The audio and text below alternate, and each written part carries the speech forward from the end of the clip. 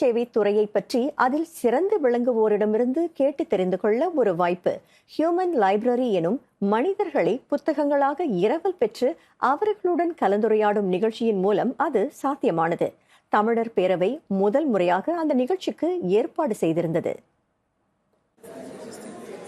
Ethiopia, ஆப்பிரிக்க ஒன்றியங்கள் ஆகியவற்றுக்கான சிங்கப்பூரின் கௌரவ தூதர், உள்துறை அமைச்சின் சீருடை பிரிவின் தலைமை மருத்துவ அதிகாரி, சிறைச்சாலையின் துணை சூப்பரிண்டென்டென்ட், இவர்கள் உட்பட அரசாங்க சேவையில் முன்னணி வகிக்கும் 9 நபர்கள்.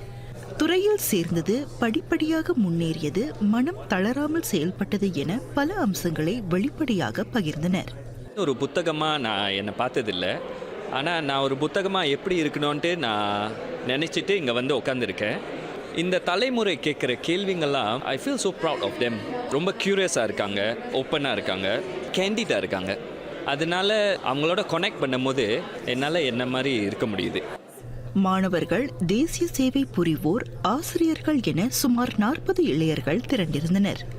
எத்தகைய வேலைகள் உள்ளன, அதற்கு என்னென்ன தேவை, அந்த பணிகளின் மூலம் என்ன செய்யலாம் போன்ற பல கேள்விகளை கேட்டனர். அவங்க சொல்லும் போது நடுவில் நமக்கு கேள்வி வரும். அதை நம்ம புக்கில் படிக்கும்போது கேட்கலாமே தவிர அதுக்கான பதில் நமக்கு வராது.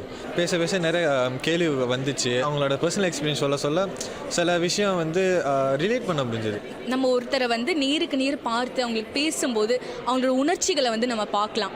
அவங்களுக்கு இந்த வேலை மேலே அவ்வளோ ஆர்வம் இருக்குது, அவங்களுக்கு இந்த வேலை அவங்களுக்கு அவ்வளோ புத்துணர்ச்சி தருது அப்படின்னு நம்ம அவங்க முகத்திலேயே பார்க்கலாம். அந்த உணர்ச்சிகளை நம்மளாலையும் உணர முடியுது. அது மட்டும் இல்லாமல் நம்ம தனிப்பட்ட முறையில் அவங்கக்கிட்ட பேச முடியும். நம்மளுக்கு ஏதாச்சும் ஆர்வம் இருந்தால் அதுக்கு தகுந்த மாதிரி அவங்களும் நம்மளுக்கு ஆலோசனையை தரலாம். மேடையில் வச்சு பேசினா சில பேர் அவங்கள நிகழ்ச்சி முடிஞ்சதுக்கப்புறம் அணுகி போய் பேசுவாங்க. ஆனால் இந்த மாதிரி ஒரு ஃபார்மேட் இருக்கிறனால எல்லாருக்கும் பேசுறதுக்கான ஒரு வாய்ப்பு கிடைக்குது. ஒன்று சிவில் சர்வீஸ் பற்றி கொஞ்சம் அதிகமான ஒரு நாலேஜோடு அவங்க கிளம்பணும். இன்னொன்று ஹை லெவல்ஸில் நம்ம இந்தியர்களும் இருக்காங்கன்னு அந்த ஒரு விஷயம் அவங்களுக்கு தெரியணும். அவங்களுக்கும் ஒரு தன்னம்பிக்கை பிறக்கணும், நம்மளும் அந்த நிலையை அடைய முடியும்னு. எதிர்பார்த்ததை விட நல்ல வரவேற்பு கிடைத்ததாக தமிழர் பேரவை கூறியது.